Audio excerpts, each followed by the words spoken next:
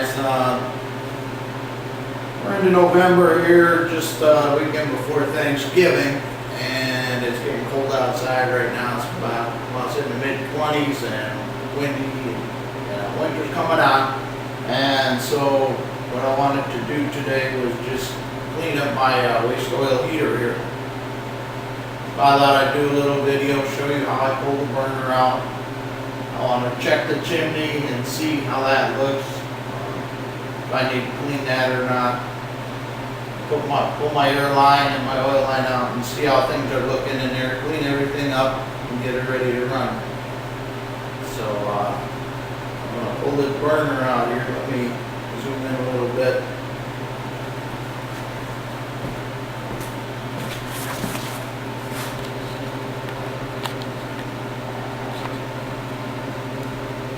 That ought to give you a little better view. The burner is kind of not the easiest thing to get out. It's a 6-inch weld piping, which is kind of heavy, and the air intake, it runs down inside, so I have to pick it up and work the bottom out to get it out of here. So see if I can get at it and get it done.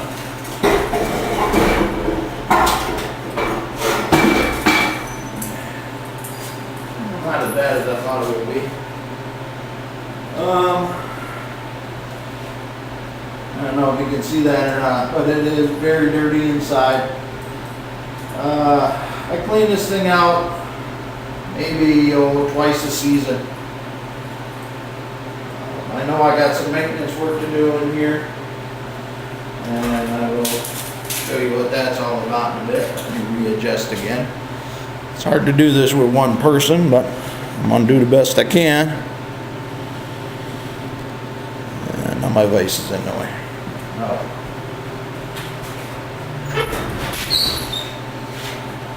Anyway, I'll take this apart. I will turn it upside down. There's a plate in the bottom here I have to knock out. If I can find something to knock it out with. Not very prepared here. Okay.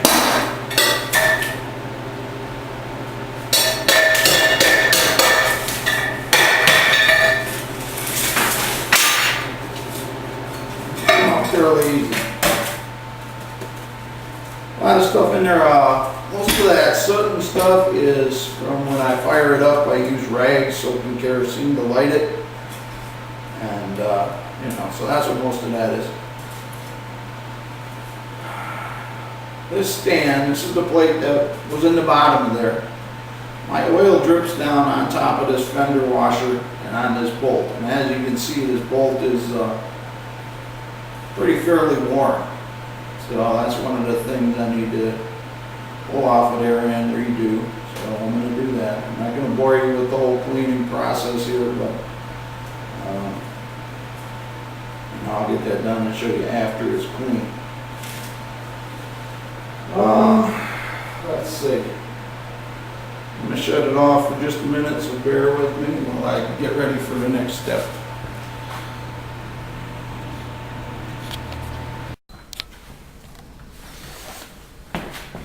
Go. Yeah. Okay, I'm back again. Well, I got all this stuff loose here. It was a bore, but I got it loose. My oil line goes down there. I come out. Okay. And if you look, I got a little spacer on the end here. I don't want to get too close because I can't really see what I'm doing, but the end of that is pretty oiled up, and this little spacer, that just keeps it centered in the pipe down below. So I'll be cleaning that up. And my air line, which was really in here tight. I had a little war getting it out. I didn't expect that. I usually don't take this out of here. But I kind of wanted to check it this trip. So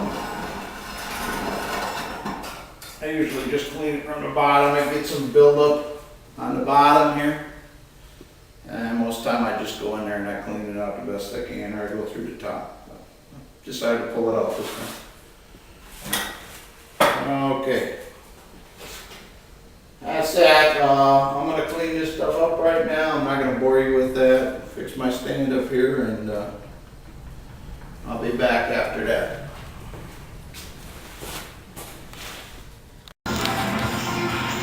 Alright guys, I'm back again. Got everything cleaned up.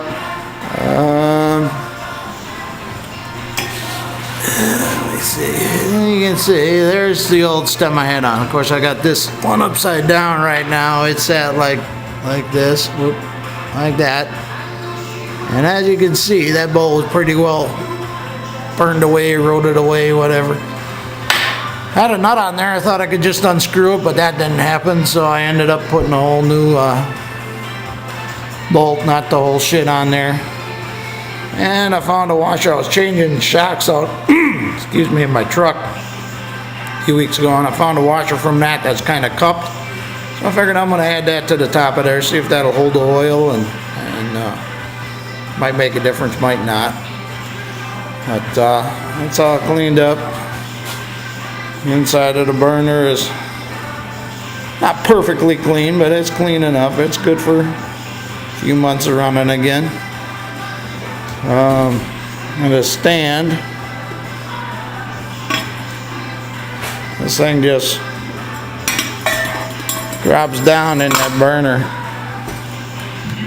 And I don't know if you can see that or not, but it just sits down in there real nice, and the oil drips down on it.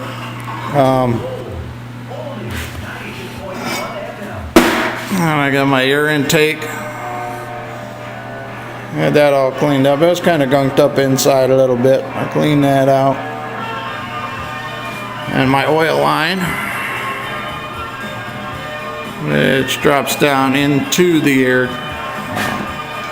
air intake. This is very difficult to do one-handed. It drops down in there.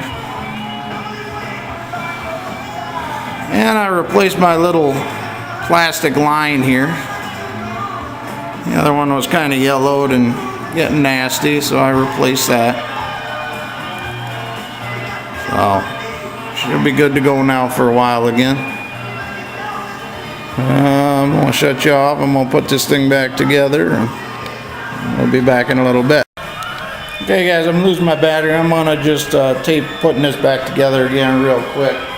This time I'm going to put the burner in first though, and then drop the air line. It'll make it a little easier. The burner down, just stick it in there. Put it down in there, sits in that little fry pan there, it sits real nice. Alrighty, and our air line. Just drops down and gets screwed back in.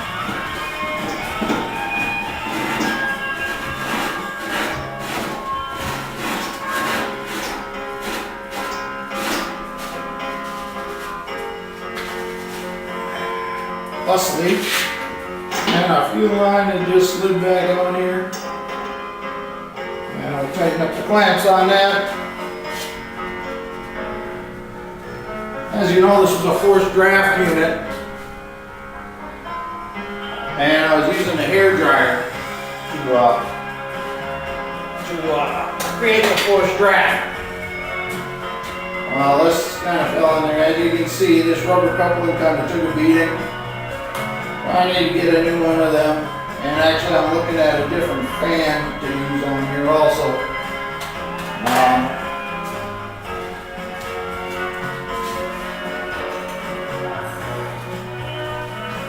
I picked this squirrel cage fan up at the dump a while back, and it's going to take a little fabricating to make some duct work, and I can then mount it onto there. But I want to try that because this squirrel fan is a lot quieter than that hair dryer.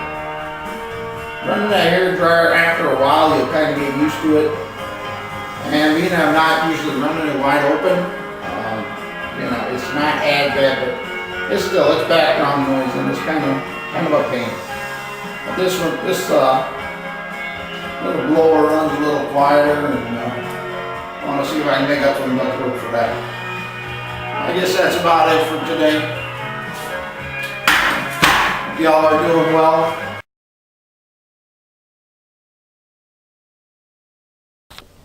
You guys, I'm back one more time. I happened to forget that I was going to check this chimney out and see what it looks like up in there. So I'm going to pull the cap off of this thing and take a look up in it and see. I didn't install the chimney. I had it professionally installed, so they were smart enough to give me a clean out down in here. So if I do have to clean it out, I can just run a brush from here and run it up. So you got a little bit of, yeah, no soot, rust, whatever, in the bottom of this cover. See if we can get a look up the chimney here once. I don't know how much of that you can see, but it looks pretty clean to me, and can't see a reason to run a brush up it. The top looks open too, so I had been watching some videos on some waste oil heaters during the week, and one gentleman who had built one, and he had a screen on his chimney cap, and he said that the screen all blocked up with soot. Well, I sure don't have that problem. I can see light through that thing just as good as could be. So anyway, okay, I'll let you go back to whatever it was you were doing, and I'll go back to whatever it was I was doing. And y'all have a good day. Happy Thanksgiving, and enjoy. Bye.